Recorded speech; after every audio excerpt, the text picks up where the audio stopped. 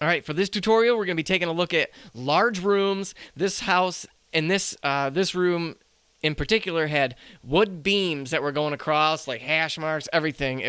It's some of the most challenging situations that you're going to run into as a real estate photographer, but I have come up with a pretty easy solution to get a majority of your work corrected on location to make your process in Lightroom and Photoshop a lot easier, because I was always struggling with not putting enough light into the room.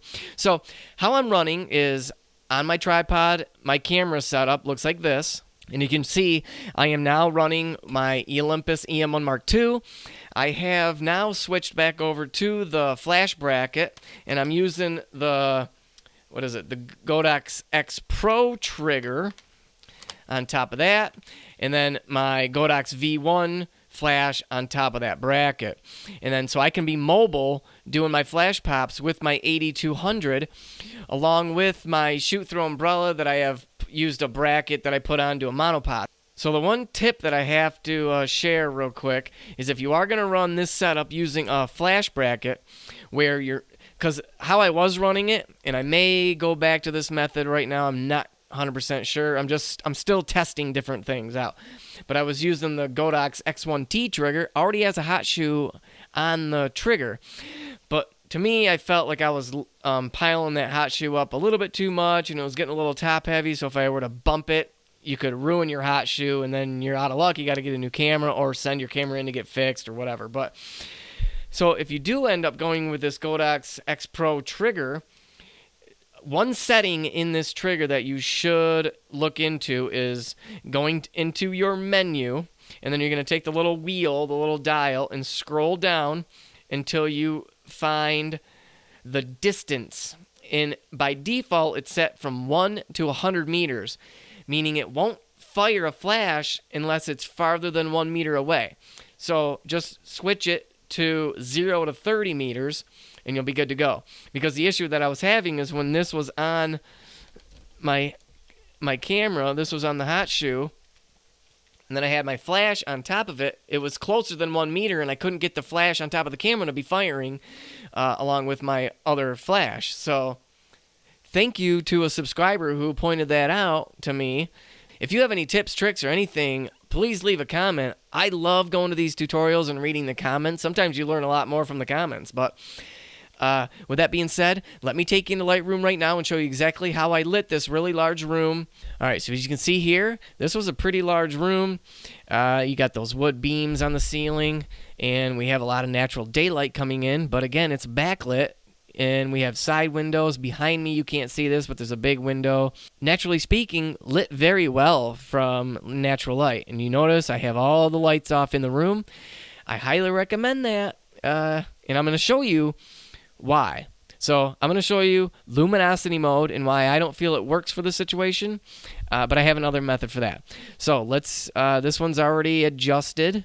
All I did was come up here to my first bump here, and then I made some other tweaks and adjusted that exposure.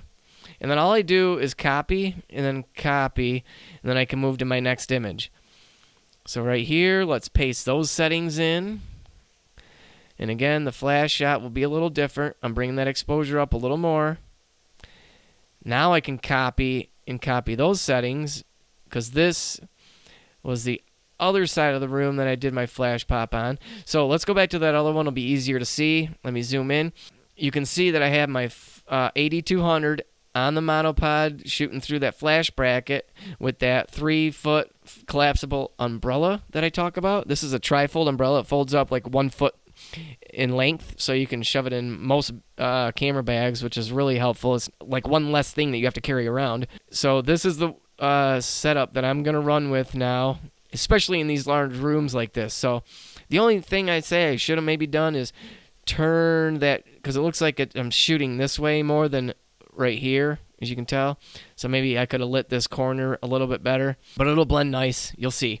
So let's highlight all these. I like to hold Command and then just click on each one of these. And if you notice, I put a star there. And how I do that, I just hit 1 on my keyboard to put 1 star. That way, if you're you're taking a lot of images, and if you're after you get back, you notice that, I don't really need all these. But after you get to the end of them, doing your corrections, you can just highlight the start images and know which ones that you need to bring into Lightroom, or Photoshop, I mean. All right, so let's right-click, edit in, open as layers in Photoshop. All right, once all your layers have been loaded into Photoshop, remember your ambient layer is always going to be on top if you shoot that one first. That's why I recommend getting your ambient shot out of the way and then do your multiple flash pops. So, easiest thing to do is just turn that ambient layer off for now, and then we can work on the left and right here. So what we're going to do is highlight the top one, come down here to the layer mask, click on that, Command I to invert it, and then the simplest way to blend these two is to use your gradient tool. Click on that. Make sure white's selected here. So the farthest point would be right here in front of the umbrella. We're going to start there, click, and then hold down and drag. It's somewhere in the middle, and then let off. And you will get a nice, clean, smooth gradient. Now, obviously, this isn't perfect because now we have all these shadows in the ceiling. But this is why I like to run with lights off, because I'm going to use my ambient layer to get rid of these shadows. So let's turn our ambient layer back on. Let's do a layer mask, Command I to invert that. And just for fun, I'm going to take and turn this ambient layer to luminosity, because everybody feels like they need to use luminosity mode. I'm just going to paint out these flash shadows. You're going to notice that that luminosity mode is going to cause yellow or orange, really harsh orange, in those shadows. Now, I know what some of you are already thinking. Well, you can just do a repair layer and fix that. And yeah, you're right, you could. And that's just one extra step you have to do. And does it... Now, here's the thing. Does it make the overall image way better? In my experience, it does not. And I'm going to show you what I mean. So, this is about as blended in as I would like it. I think that looks really good. Let's toggle that on and off. Now, I am going to toggle back to normal mode. And to me, that looks better. I mean, we have natural shadows coming in now. So this is another trick that I like to do. So once you get your ambient layer blended in, just come down to the bottom layer, right click, flatten that image. And now I actually have a custom preset, an action that I have created for this method, but I'll walk you through it. So this is going to be a way to get rid of color casts or pull those out, and which is going to really help you a lot in this situation that I find is more beneficial than luminosity mode. So let's Command J to duplicate this layer. Let's come up to Filter, and then Blur, and then Average. So basically what this is doing is smearing all the colors together to give you an overall average color. This is actually supposed to be like a medium middle gray. So if you have an equal amount of red, green, and blue, your RGB channel, it will be a gray color. So in order to get this to gray, we have to use a curves adjustment layer, which I just went down here to the selection here and hit curves. Click the middle eyedropper right here, and then click anywhere in the image, and it's going to turn it to that gray. Now really what it was doing was lifting the blues and dropping those reds. So let's toggle that off. Toggle this middle layer off, and you can see now that I toggle that curves adjustment layer off and then on again, you can see that it pulled out a lot of that orange color cast that we were getting. Now, sometimes you're going to feel like, it went too blue, or it pulled it too much, or it looks too green, it just doesn't look natural. All you got to do is come down here, and I found even at 25%, sometimes 50 is good enough, but just change the opacity of that curves layer, and now you can still see the major difference that has when I toggle that on and off. So, again, flatten the image. Hit OK because we don't need that other layer that we duplicated. Command S to save it. And now let's go right back into Lightroom. And this is where I do my final bump, because remember when we do our initial bumps with our ambient and flash layer, we desaturate them. Well, I desaturate everything in camera anyway, but now is where we can do our final bump. We can adjust that exposure so it's not overkill, and then maybe drop those blacks.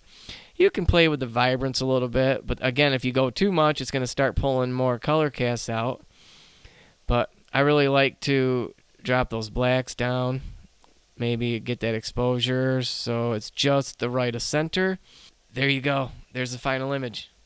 And again, a lot of times luminosity will work in your favor, but if you're finding that it's causing more issues than solutions, just scrap it. Let me know if you have any questions. I'm going to respond to every single comment here on my channel. I want to help small businesses, people that are new to real estate photography, learn a simple yet effective way to take interior real estate photos to help grow your business. So again, make sure to hit that subscribe button. Tutorials are coming out all the time. We'll see you in the next video, guys. Bye-bye.